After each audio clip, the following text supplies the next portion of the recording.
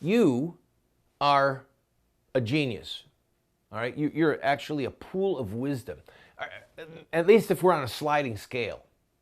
I was thinking over the weekend, I'm reading all these stories about Donald Trump, okay? And whether it's the New York Times, the Washington Post, the Reuters, reading them, and I'm thinking about to myself as I listen to the words of the reporters, and then I read the words of the quotes from voters. I'm thinking, these reporters, and I'm not trying to be unkind, these reporters are not smart.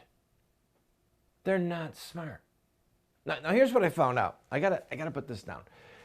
I have been interviewed, the front page of the New York Times, front page Washington Post, the Rolling Stone, Dan Rather interviewed me, Connie Chung, Oprah. I mean, I've been on Oprah's show, Donahue, Sean Hannity more than times than I can remember. Sean's a good man, by the way. Thank God for him. What I learned over the years is that there's a difference between wisdom and the ability to articulate. There's a difference between wisdom and looking good. Looking good, you know, having a nice suit on.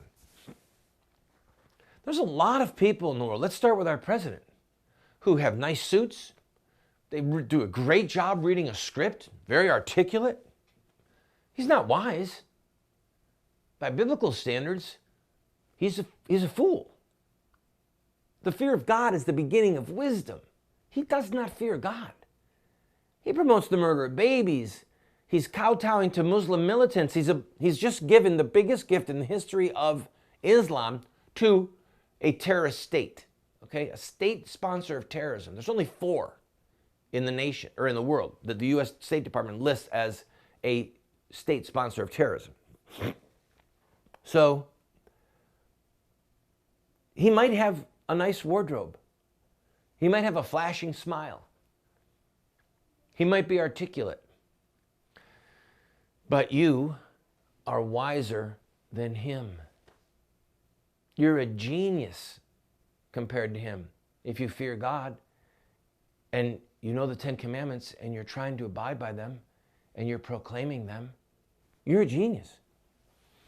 So, to come back around to Trump, I have been following political battles for my entire adult life.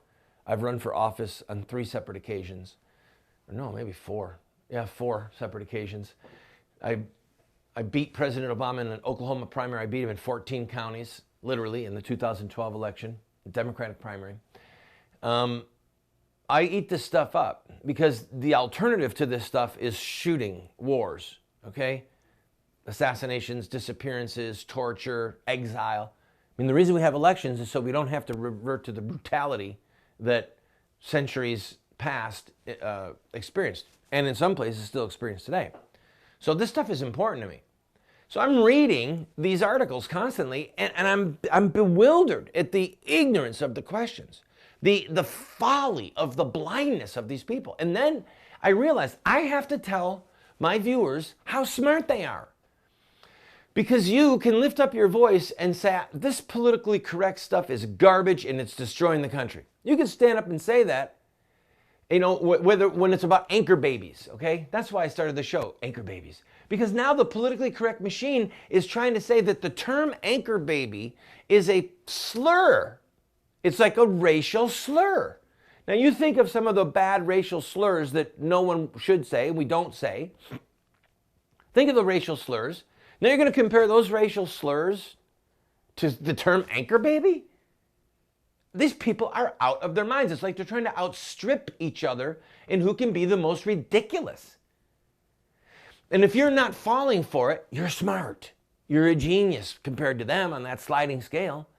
So when you know something to be true because it's anchored in the Word of God, because it's anchored in the laws of God, because it's anchored in Christian history, about child killing, about marriage, about the threat of historic Islam, about how Christian communities and nations were just obliterated by the sword of Islam, and then you have the courage to say these things out loud, you show yourself to be more wise than the writer at the New York Times who just can't figure out, why do people like Donald Trump? I don't get it.